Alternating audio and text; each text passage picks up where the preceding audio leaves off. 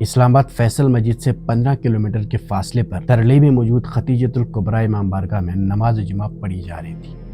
سارے لوگ امام بارگاہ کے اندر نماز پڑھ رہے تھے۔ باہر صرف امام بارگاہ کے سیکیورٹی گارڈز موجود تھے۔ اتنے میں سیکیورٹی گارڈز کو ایک انجان بندہ مسجد کی طرف دوڑتے ہوئے نظر آتا ہے۔ گیٹ پر موجود سیکیورٹی گارڈز نے اسے معمول کے مطابق چیکنگ کے لیے روکا تو وہ شخص اپنی چیکنگ کروانے سے انکار کرتا ہے اور کہتا ہے میری نماز رہ جائے گی، مجھے جلدی اندر جانے دیں۔ سیکیورٹی گارڈز اسے سمجھانے کی کوشش کرتا ہے کہ چیکنگ کرنا ہماری رسپانسبلٹی ہے، آپ چیکنگ کے بغیر اندر نہیں جا سکتے۔ اسی بات پر اس بندے کو غصہ آتا ہے اور سیکیورٹی گارڈ سے لڑنے لگتا ہے۔ اس وقت تک سیکیورٹی گارڈز کو یہ اندازہ ہو چکا تھا کہ یہ کوئی عام شخص نہیں ہے، اس لیے 3 سیکیورٹی گارڈز مل کر اس بندے کو قابو کرنے کی کوشش کرتے ہیں، لیکن 3 بندے مل کر بھی اس کو کنٹرول کرنا مشکل ہو رہا تھا۔ اور دوسری طرف مسجد کے اندر نماز کی حالت میں ایک شخص باہر سیکیورٹی گارڈ اور اس بندے کے درمیان ہونے والی ساری ایکٹیویٹیز کو غور سے سن رہا تھا، اور وہ یہ سوچ ہی رہا تھا کہ میں باہر نکل کر دیکھ لوں کہیں یہ بندہ سیکیورٹی گارڈز کو نقصان نہ پہنچائے۔ نماز پڑھتے یہ شخص نہ کوئی پروفیشنل ویل ٹرینڈ بندہ تھا، نہ وہ امام بارگاہ میں ملازمت کرتا تھا، لیکن مسجد اور امام بارگاہ کو لے کر اس کے جذبات پیک پر تھے۔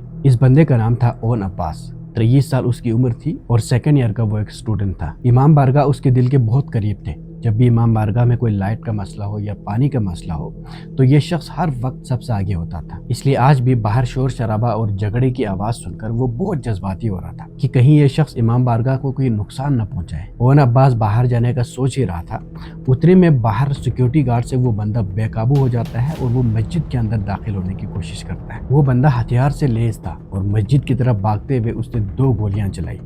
جب کھڑے تھے تو سجدے پہ گئے، پہلے ایک فائر ہوا ہے، ایک فائر کے بعد جب آپ سجدے میں گئے ہیں تو کتنی سی دیر تھی۔ فائرنگ کی آواز سنتے ہی اندر سے اون عباس باہر نکلتا ہے اور اس بندے کو مسجد کے دروازے کے پاس ہی دبوچ لیتا ہے۔ انہوں نے پہلے گارڈ کو فائر مارے، اس کے بعد وہ اندر کی طرف بھاگے، مین دروازے پہ پہنچے اور یہ پیچھے مڑے۔ اون عباس نے اس کو دبوچا۔ اون عباس نے تو اسے مسجد میں داخل ہوتے ہی وہاں پر ہی دبوچ لیا تھا۔ اتنے میں اس شخص نے ایک بٹن دباتے ہی اپنے پاس موجود ایکسپلوسیو ایٹم کو ایکٹیویٹ کرتا ہے اور ایک زوردار دھماکے کے ساتھ خود کو اڑا دیتا ہے۔ مسجد کے اندر موجود ایک شخص کے مطابق نماز کا پہلا حصہ ختم ہوتے ہی گولیوں کی آواز سنائی دی تھی، اور جب لوگ سجدے میں تھے تو اس وقت ایک زوردار دھماکہ ہوا تھا جس نے پوری مسجد کو ہلا کر رکھ دیا تھا۔ جب کھڑے تھے تو سجدے پہ گئے، پہلے ایک فائر ہوا ہے، ایک فائر کے بعد جب آپ سجدے میں گئے ہیں تو کتنی سی دیر تھی، تو ایک دم سا دھماکہ ہوا ہے، ٹھیک ہے جی، اور دھماکہ ہوا ہے اور وہ ہوا ہے تقریباً پچھلی جگہ سینٹر میں، یوں سمجھے کہ میں 1 2 3 چوتھی لائن میں تھا میں، ٹھیک ہے، وہ کہیں سینٹر میں دھماکہ ہوا ہے۔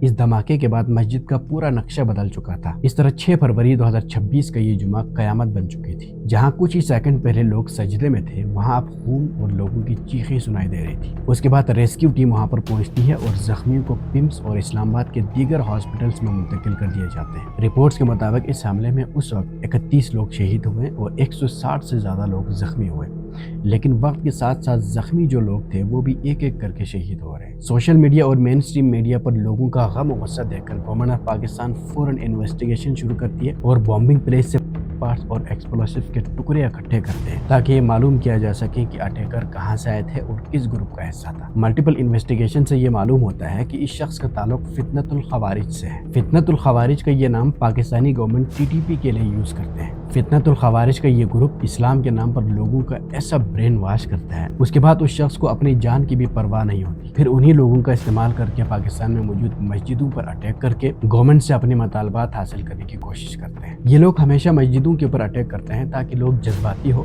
اور احتجاج کریں، اس طرح گورنمنٹ کے اوپر پریشر زیادہ سے زیادہ پڑے۔ انویسٹیگیشنز کے مطابق اس شخص کا نام یاسر خان تھا، جو کہ اس گروپ فتنۃ الخوارج کا ایک حصہ تھا اور پاکستان کے شہر پشاور کا ایک شہری تھا۔ شیعہ مسجد میں ہونے والا یہ حملہ پہلی بار نہیں ہے، بلکہ 2001 سے 2018 کے درمیان ٹوٹل 4800 سے بھی زیادہ شیعہ مسلمز ان ریلیجیس اٹیک میں شہید ہو چکے ہیں۔ اس حملے کے چند گھنٹے بعد ہی TTP جیسے ایک انٹرنیشنل گروپ ISIS نے ٹویٹ کر کے اس حملے کی ذمہ داری قبول کی تھی، لیکن پھر بھی اس حملے کو TTP اور فتنۃ الخوارج کے ساتھ جوڑنا ایک بہت بڑا سوال ہے۔ اور اس حملے کے چند گھنٹے بعد ہی BBC نے وہاں پر جا کر انٹرویو لیا گیا لوگوں سے، تو وہاں پر موجود لوگوں کے مطابق ریگولرلی ہر جمعے کو پولیس سیکیورٹی پرووائڈ کرتی تھی، لیکن اس جمعے کو پولیس کی سیکیورٹی موجود نہیں تھی۔ ہوتے رہتے ہیں، ان کی اپنی سیکیورٹی یہاں پر موجود ہوتی ہے، لیکن وہ یہ کہہ رہے تھے کہ جو پولیس ہے اس کی ڈیوٹی یہاں پر ہوتی تھی، پولیس یہاں پر تعینات ہوتی تھی، لیکن इस जुमा के रोज़ यहाँ पर पुलिस तैनात नहीं थी। कम से कम जुम्मे की नमाज के टाइम पर तो